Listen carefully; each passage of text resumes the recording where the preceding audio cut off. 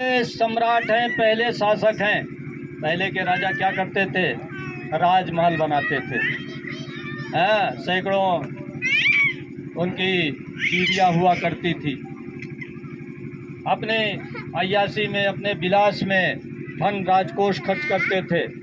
लेकिन सम्राट अशोक भगवान बुद्ध के चेले थे। उन्होंने पहली बार इस देश में राज्य सत्ता लोक मंगल और लोक कल्याण के लिए होता है, ये बात पहली बार अशोक ने इस देश में शुरू की। और यही लोकतंत्र के लिए चाहिए। लोकतंत्र में क्या चाहिए? सत्ता का पैसा, सत्ता की ताकत, सत्ता की व्यवस्था किस लिए होनी चाहिए? कि आम जनता खुशहाल हो सके, किसानों को खेत में पानी मिल सके, उनका उपज हो जाए तो उसको उनका उचित दाम मिल सके, उनके बच्चों को शिक्षा मिल सके, हम लोग बीमार हो जाएं तो अस्पताल में चिकित्सा मिल सके, हमारे साथ न्याय हो, हमारे साथ समता हो। तब ये लोक मंगल की बात है, ये लोक कल्याण की बात है, ये सत्ता से उम्मीद की जाती है।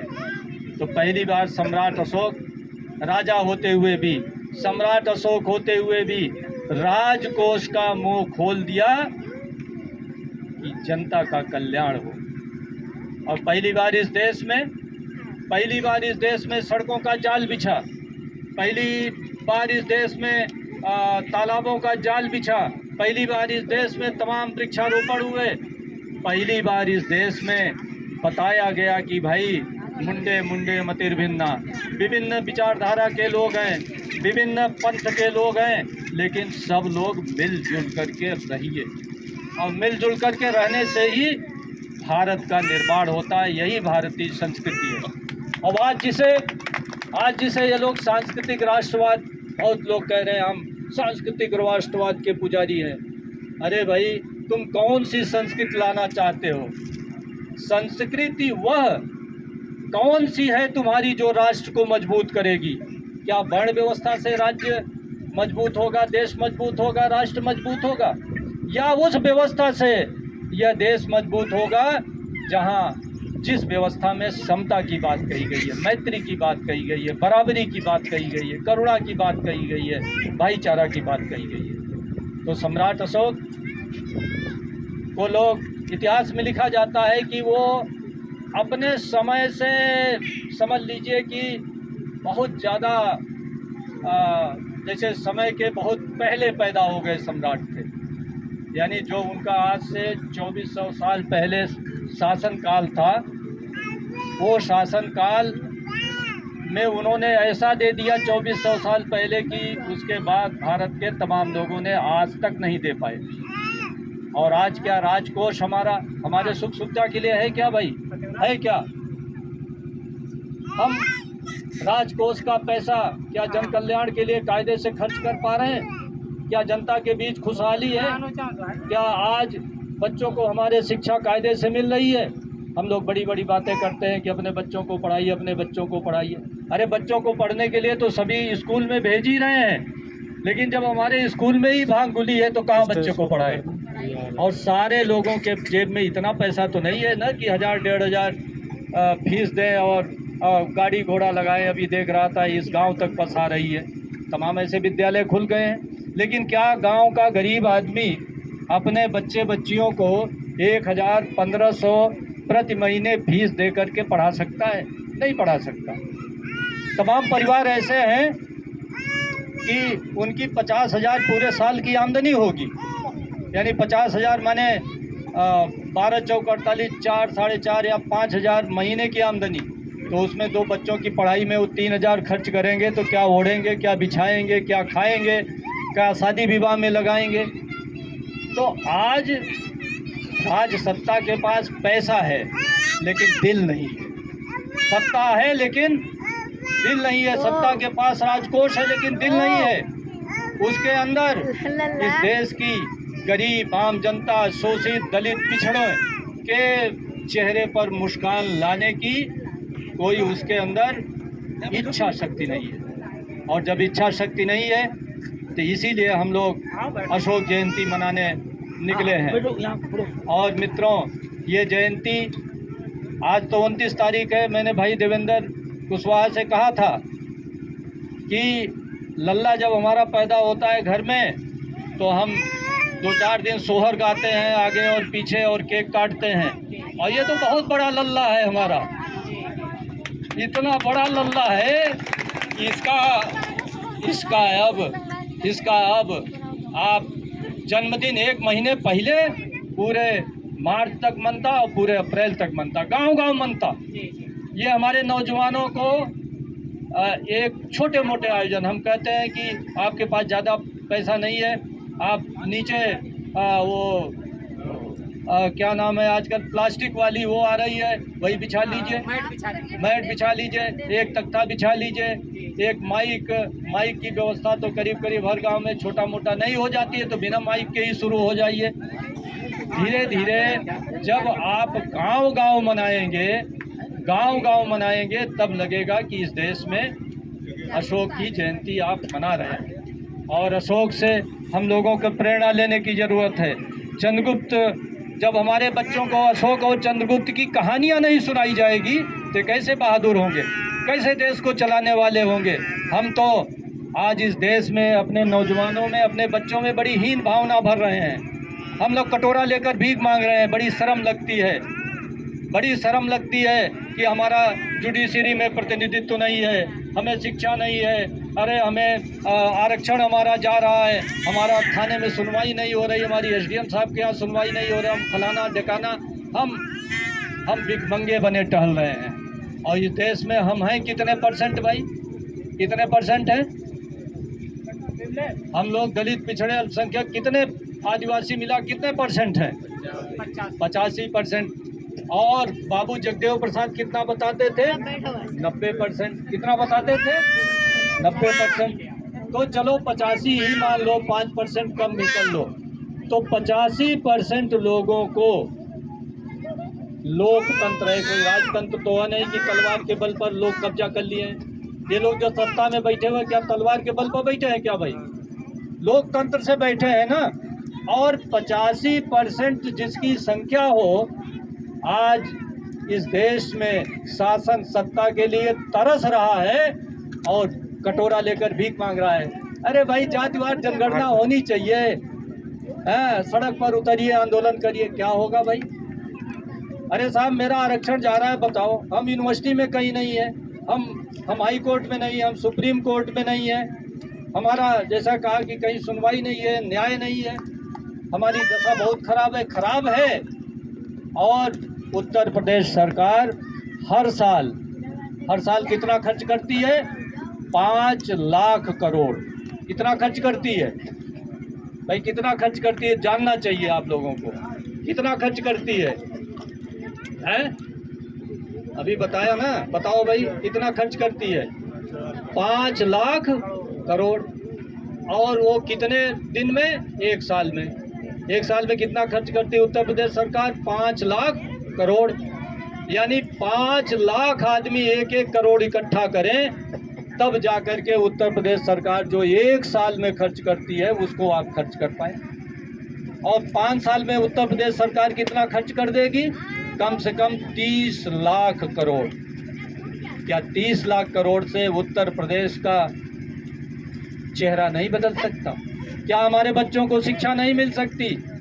क्या हमारी गर्भवती महिलाओं को पुष्टाहार और सारी व्यवस्था नहीं हो सकती?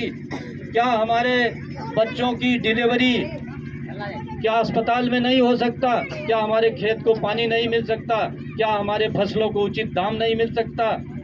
हमारे यहाँ बिजली हो, पानी हो, शिक्षा हो, सुरक्षा हो, व्यवस्था हो, क्षमता हो, सबकी व्यवस्था हो सकती है, लेकिन शासन सत्ता चाहता नहीं। तो हम आज सम्राट अशोक को इसीलिए उनकी जयंती मना रहे हैं। इस लोकतंत्र में भी उस राजा को याद कर रहे हैं, इस लोकतंत्र में भी उस बादशाह और सम्राट को याद कर रहे हैं कि उसने राज सत्ता का मुंह आम जनता के कल्याण के लिए खोल दिया और एक बेहतर समाज, एक सुंदर समाज बनाने का उन्होंने सपना देखा और पूरे देश में लिखवा दिया। और लिखवाया भी कैसा? अगर ऐसा वैसा लिखवाए होते तो जैसा कि पतेवरा गांव में 70 साल बाद हम जयंती मना रहे हैं, शायद ये जयंती मनाने का और अशोक को उनका नाम जानने का भी हम लोगों को अवसर न मिलता अगर पत्थरों पर लोहे की कलम से उन्होंने अपनी बातें न लिखवाई होती। मैं यहाँ तमाम नौजवान हैं, हमारे बड़े उत्साही नौजवान हैं और बहुत प्रशिक्षित हैं, बौद्धिक हैं। मैं उनसे एक बात कहूँगा कि ज़्यादातर अपनी ऊर्जा समाज के निर्माण में लगाइए, समाज को जगाइए और उसको संगठित करिए। और सम्राट अशोक का और अशोका राज्य अगर इस देश में लाना है तो भाईचारा जोड़ करके लाना है। और जैसा कि अभी मैत्रेयी शाक्य जी कह रही थी कि जातियाँ आप जल्दी समाप्त नहीं कर सकते। जातियों का एक बहुत मजबूत संगठन है, पालों का संगठन है, कुशवाहों का संगठन है, कश्यप का संगठन है, नाई का संगठन है, बढ़ई का संगठन है, सबकी महासभाएं हैं, सबका अपना समाज है, सबके अपने व्यवसाय हैं, शादी विवाह हो रहे हैं, सारी चीज़ हो रही है। अगर आप सोचें कि तुरंत जाति समाप्त होगा तो ये दिवा स्वप्न है। जाति समाप्त नहीं होगा, जातियों के बीच की दूरी समाप्त करिए और जो एक दूसरे में प्रतिद्वंदिता है, ईर्ष्या है, इसको समाप्त करिए। और मित्रों, ये प्रतिद्वंदिता ईर्ष्या समाप्त क्यों हो गई? हम 85% तो एक बड़े कारवां को लेकर चले थे ना, इस देश में चले थे कि नहीं चले थे? और अगर आज इस देश में 85% की एक भी राजनीति विकसित हो जाए तो क्या हम शासन सत्ता में नहीं होते? अशोक कर पाए, क्यों कर पाए? अशोक आज देवेंद्र जी मान लो प्रधान रहे या प्रधान हैं तो ये गांव के कल्याण के लिए कुछ काम कर पा रहे हैं ना। तो आप शासन सत्ता के बिना कल्याण का काम नहीं कर पाएंगे। और अशोक भी बुद्ध की विचारधारा को, राजकोष को आम जनता के लिए, लोक मंगल के लिए, लोक कल्याण के लिए इसलिए लगा पाए कि वो खुद राजा थे। तो अगर राजा बनना पड़ेगा, और राजा लोकतंत्र में नहीं अर्थ हुआ कि आप चंद्रगुप्त मौर्य और सम्राट अशोक बन जाओगे।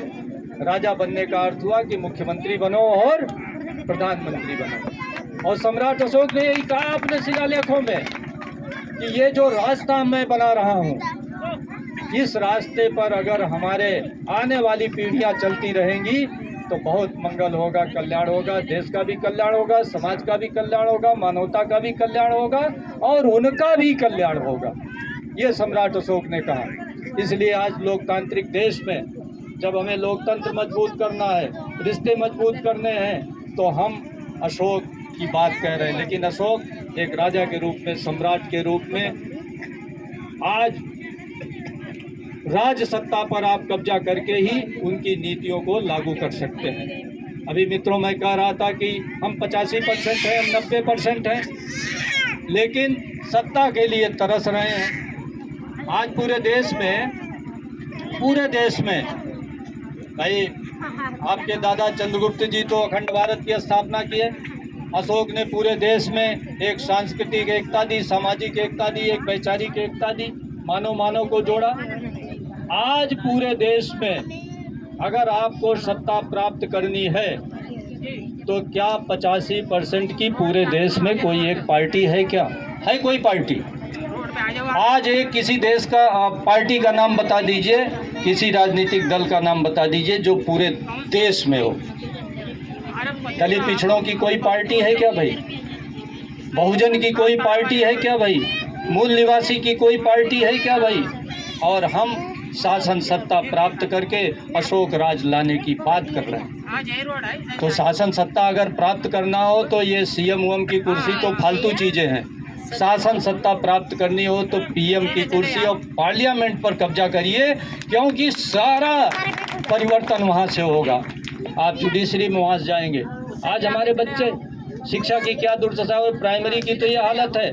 पहले बच्चे हमारे जो तेज होते थे प्राइमरी से पढ़कर टाट पट्टी से, हम जैसे लोग आईएएस हो गए, तमाम इंजीनियर हो गए, तमाम आईआईटी में चले गए, तमाम आईआईएम में चले गए, तमाम बड़े बड़े पदों पर हैं।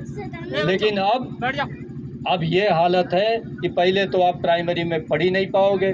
पढ़ लिख करके किसी तरह बहुत बुद्धि का धनी है लड़का निकल गया तो अब आईआईटी में, आईआईएम में इतनी फीस कर दे रहे हैं कि दलित, पिछड़ा, आदिवासी अपने बच्चों को नहीं पढ़ा पाएगा।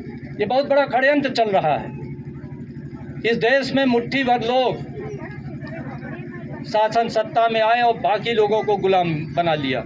और अगर आप नहीं चेतोगे तो ये देश 20% लोगों का देश हो जाएगा।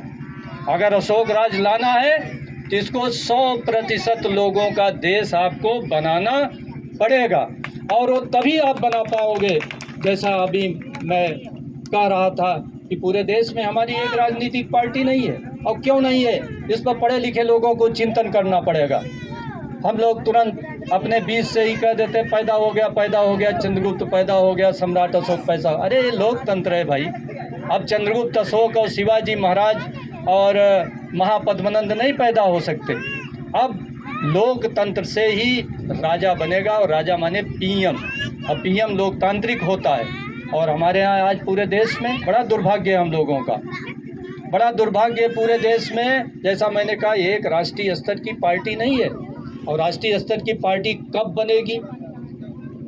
बनेगी? वो तो तभी बनेगी ना जब पूरे देश के विभिन्न जातियों का, विभिन्न क्षेत्रों का, विभिन्न वर्गों का उसमें प्रतिनिधित्व हो। और हम लोगों ने क्या किया? हम लोगों ने पार्टी बनाई, और इतने बड़े पहलवान थे हम राजे महाराजे हो गए, सम्राट हो गए, बादशाह हो गए, लोकतंत्र को भूल गए। बाबा साहब की बड़ी भी दुहाई देते हैं, बाबा साहब ने संविधान दिया, बाबा साहब ने, अरे दे तो दिया संविधान, कभी पढ़े भी हो संविधान? बाबा साहब ने तो देश को लोकतंत्र दिया ना, और तुम्हारी पार्टी में ही लोकतंत्र नहीं है, तो तुम किस संविधान की बात कर रहे हो? आज हमारे जितने राजनीतिक दल हैं, कहीं भी उसमें लोकतंत्र नहीं है।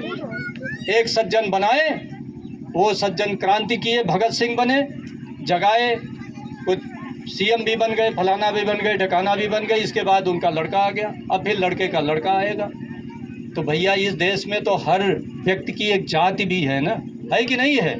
हर व्यक्ति की एक जाति है, और हर व्यक्ति की जाति है। अगर एक व्यक्ति आजीवन राष्ट्रीय अध्यक्ष रहेगा, फिर उसका लड़का रहेगा, तो एक जात की पार्टी वो बन गई। आप चाहे जितना करो, बाकी लोग विद्रोह करेंगे। और आज हम लोगों के बीच लगभग 2,500-3 हज़ार पार्टी बन गई है। तो जब हम अशोक जयंती मना रहे हैं, अखंड भारत की बात कर रहे हैं, तो ये अखंड भारत तभी बनेगा जब हम अखंड राजनीति स्थापित करेंगे। और अखंड राजनीति तभी स्थापित होगा जब पार्टियों में जाति पाति सबसे उठ करके, भाई क्या फ़र्क पड़ता अगर हमारे बीच ये व्यवस्था हो गई होती किसी एक दल में कि 3 साल पाल जी रहेंगे, 3 साल कुशवाहा जी रहेंगे, 3 साल कश्यप जी रहेंगे, 3 साल जाटव जी रहेंगे, 3 साल वाल्मीकि जी रहेंगे, 3 साल बिहार का आदिवासी रहेगा, 3 साल महाराष्ट्र का आदिवासी रहेगा, 3 साल पंजाब का गुजर रहेगा, 3 साल महाराष्ट्र का महार रहेगा। तो क्या आज हमारे बीच में एक लोकतांत्रिक राष्ट्रीय स्तर की पार्टी न बन जाती? आप जवाब दीजिए, आप लोग बन जाती कि न बन जाती? लेकिन हम लोगों ने क्या किया कि हम महान हैं, आजीवन हम रहेंगे, और फिर मेरे जो लल्ला पैदा हुआ है वो महान है। अरे ये तंत्र नहीं है। बाबा साहब ने लोकतंत्र दिया, बाबा साहब ने लोकतांत्रिक संविधान दिया, और हम बाबा साहब का पैर पटक पटक कर मंचों पर नाम लेते हैं। और लोग जितने भी हैं आज देश में, बता दीजिए दलित पिछड़ों की कोई एक पार्टी है जिसमें राष्ट्रीय अध्यक्ष बदला हो? किसी का नाम ले लीजिए, उस जाति के अतिरिक्त कोई हुआ? तो आप कैसे पूरे देश की राजनीति कर पाएंगे? और जब तक पूरे देश, ये भारत बहुत बड़ा देश है। अशोक की जब हम बात कर रहे हैं तो उन्होंने पहचाना था, बड़ा देश है, इसमें विभिन्न संप्रदाय के लोग, विभिन्न पूजा पाठ के लोग, कोई शंकर जी को मान रहा है, कोई राम को मान रहा है, कोई कृष्ण को मान रहा है, कोई बुद्ध को मान रहा है, कोई जैन को मान रहा है, कोई गुरु नानक को मान रहा है, कोई कबीरपंथी है, कोई रामदासिया है, और कोई आस्तिक भी है, कोई ऐसे भी हैं कि किसी को वो नहीं मान रहे हैं। जब वो किसी को नहीं मान रहे हैं तो ये देश विविधता का देश है, और इस विविधता में साथ साथ कैसे हम रहें, और इसी में कैसे हमारा वैज्ञानिक दृष्टिकोण डेवलप हो, हमारे बच्चे कैसे पढ़े लिखें, हमारी माताएं कैसे सचेत हों। अरे इन माताओं को तो तमाम तो हमारे बीच ऐसी होंगी माँ बहनें कि शायद हो सकता है सवायदपुर की सीमा भी कभी न क्रॉस किए हों। और पहले तो ऐसा होता था कि मायके से ससुराल और ससुराल से, और बहुत हुआ बहन के यहाँ चली गई, मौसी के यहाँ चली गई, फुफ्फा के यहाँ चली गई। तो इन बेचारियों के लिए इतना ही दुनिया उनकी दुनिया है। तो ये दुनिया बदलनी चाहिए। बहुत बड़ा देश है, इसको महसूस करना चाहिए सबको, लेकिन तभी महसूस करेंगे जब आप शासन सत्ता में आएंगे। आप व्यवस्था करिए ना। उत्तर प्रदेश सरकार 1 लाख करोड़ शिक्षा पर खर्च करती है। क्या हम लोग कहते हैं ना कि अरे जो चाहेगा पढ़ लेगा? भाई यहाँ जब व्यवस्था ही नहीं है तो कहाँ से पढ़ लेगा भाई? गंगा की कटरी में चले जाओ, कहाँ से पढ़ लेगा भाई? हम भी लंबी नौकरी किए, 83 से लेकर के 13 में छोड़े हैं। लगभग काफ़ी लंबे समय तक मैंने 36 साल तक नौकरी की और एसडीएम, एडीएम, सीडीओ तमाम पदों पर रहा। लेकिन दुर्भाग्य है कि अधिकारी कुछ नहीं कर सकता। जब तक शासन सत्ता नहीं चाहेगी, इस देश में कोई परिवर्तन नहीं हो सकता। और आपको अगर परिवर्तन करना है इस देश में, आपको जो आपका अनंत दर्द है, या तो गाते रहो भाई मंच पर खड़े हो करके, 24 घंटे गाओ, 72 घंटे गाओ, 365 दिन गाओ। और आजकल तो ये सोशल मीडिया हो गई, व्हाट्सएप यूनिवर्सिटी पर अरे फलाने आए कर रहे हैं, ये ठिकाना है, ये मनुवाद है, ये ब्राह्मणवाद है, ये पाखंड है। अरे है तो सब है, आप क्या करना चाहते हो इस देश में? सबसे बड़ा मूल प्रश्न है कि आप क्या करना चाहते हो, किस प्रकार का देश बनाना चाहते हो। अशोक ने रोना नहीं रोया, अशोक ने रोना नहीं रोया। अशोक राजा थे, सम्राट थे, और जो बनाना था, जैसा भारत बनाता था, जैसा समाज बनाना था, उन्होंने बना दिया। और राजकोष का जैसा उपयोग करना था वैसा कर लिया। तो आप शासन सत्ता में आइए, तब अशोक राज्य ले पाएंगे। ऐसे दूसरे की बुराई से नहीं। और ये बहुत बड़ा देश है, जैसे मैंने कहा कि भाई वो अत्याचार कर रहे हैं, वो समता नहीं चाहते, वो आपका आरक्षण नहीं चाहते, वो नहीं चाहते जुडिशरी में आप आए। लेकिन आप आइए तो ऐसी व्यवस्था करिए कि 85% हम रहें और 15% वो भी रहें। सभी देश के निवासी हैं, सभी देश के निवासी हैं, सभी लोगों के बीच भाईचारा, प्रेम, बंधुत्व विकसित हो। लेकिन कुछ लोग चाहते हैं कि 15% का ये देश बने, 15% पढ़े, 15% खुशहाल हो, 15% मजबूत हो, उसी को खाना पीना, उसी को घी दही सब मिले, उसके बढ़िया पक्के मकान हो, उसके पास गाड़ी हो, घोड़ा, और उसका लड़का इंडिया में भी बढ़िया पढ़े और अवसर मिले तो अमेरिका में भी चला जाए। तो ऐसी सोच रखने वाले लोग, कदाचित इन लोगों को अशोक का पाठ पढ़ाना पड़ेगा। ये देश, जैसा मैंने कहा, इस देश के सीमाओं में रहने वाले सारे निवासी हमारे भाई बंधु हैं। और राष्ट्र है क्या? जैसा हमने कहा, हम ही राष्ट्र हैं। और अगर इस देश का एक एक आदमी पढ़ा लिखा हो जाए तो राष्ट्र शिक्षित हो जाए कि नहीं हो जाए? एक एक आदमी खुशहाल हो जाए तो राष्ट्र खुशहाल हो जाए कि नहीं हो जाए? एक एक आदमी स्वस्थ हो तो पूरा देश स्वस्थ हो गया कि नहीं हो गया? और अशोक के समय सोने की चिड़िया इसीलिए था, यहाँ धन्य धान्य था, यहाँ शिक्षा थी। प्राचीन भारत में ऐसे महान विश्वविद्यालय थे, आज तक हम लोग नहीं स्थापित कर पाए। और इन लोगों को शर्म लगती है, उसको महाविहार कहने में विश्वविद्यालय कहते हैं। तक्षशिला विश्वविद्यालय, नालंदा विश्वविद्यालय, जैसा लगता है कि आज का जैसे इलाहाबाद यूनिवर्सिटी और बुंदेलखंड यूनिवर्सिटी, ऐसे यूनिवर्सिटी थी। मित्रों, ये यूनिवर्सिटी नहीं थी, ये भगवान बुद्ध के महाविहार थे। और उस महाविहार में एक तरफ इनकी संस्कृति, हमारे तमाम 20 टीचर भी होंगे, अपने बच्चों को पढ़ाते होंगे ना कि भाई पहली प्राचीन शिक्षा व्यवस्था ऐसी थी, बड़ी आदर्श शिक्षा व्यवस्था थी। गुरु के चरणों में शिष्य पाता था, 1 पैसा देना नहीं पड़ता था, वहीं रहता था, वहीं खाता था, वहीं पीता था। लेकिन लाख टके का प्रश्न है कि ये शिक्षा व्यवस्था थी किसके लिए? गुरुकुल शिक्षा व्यवस्था थी किसके लिए? अगर ये आम जनता के लिए नहीं थी तो ये फर्जी बातें हैं। और भगवान बुद्ध का जब मार्ग आया तो उन्होंने सबके लिए शिक्षा का द्वार खोल दिया। वहाँ कोई जात पात नहीं था, वर्ण नहीं था, कोई देश का भेदभाव नहीं था। उनके यहाँ महाविहार बने हुए थे और प्रत्येक सवेरे 8 बजे 4 भिक्षु बनते थे। और कोई जापान से आ रहा है, कोई अफगानिस्तान से आ रहा है, कोई तुर्किस्तान से आ रहा है, कोई श्रीलंका से आ रहा है, कोई तमिलनाडु से आ रहा है, कोई महाराष्ट्र से आ रहा है, कोई उत्तर प्रदेश से, कोई कहीं से जा रहा है। कोई उसमें ब्राह्मण है, कोई क्षत्रिय है, कोई वैश्य है, कोई पाल जी हैं, कोई कुशवाहा जी हैं। तमाम जातियों के, तमाम क्षेत्रों के, तमाम धर्मों के लोग थे। और उनसे सिर्फ कुछ भी नहीं पूछा जाता। उनसे उनका आईक्यू टेस्ट होता था। अगर वो पढ़ने लायक आईक्यू है यानी बुद्धि है तो उसको प्रवेश दे दिया जाता था। तो ये शिक्षा व्यवस्था भगवान बुद्ध ने दी, ये हमारे पुरखों ने दी, ये चंद्रगुप्त के समय लागू रहा, ये अशोक के समय लागू रहा, ये कनिष्क के समय लागू रहा और ये सम्राट हर्षवर्धन तक इस देश में ये शिक्षा व्यवस्था लागू रही। इसीलिए देश सोने की चिड़िया हुई। तो आप शासन सत्ता में आकर के ही अशोक राज्य स्थापित कर सकते हैं और शासन सत्ता में आने के लिए हम लोगों को ये लोकतंत्र है, एक लोकतांत्रिक पार्टी बनानी पड़ेगी, इस पर विमर्श करना पड़ेगा। दुर्भाग्य है कि हमारे लोग भी इस पर चिंतन मनन नहीं कर रहे हैं। आपको चिंतन मनन इस पर शुरू करना पड़ेगा। मैं आज आयोजकों का बहुत आभारी हूँ कि एक अच्छी सी शुरुआत की।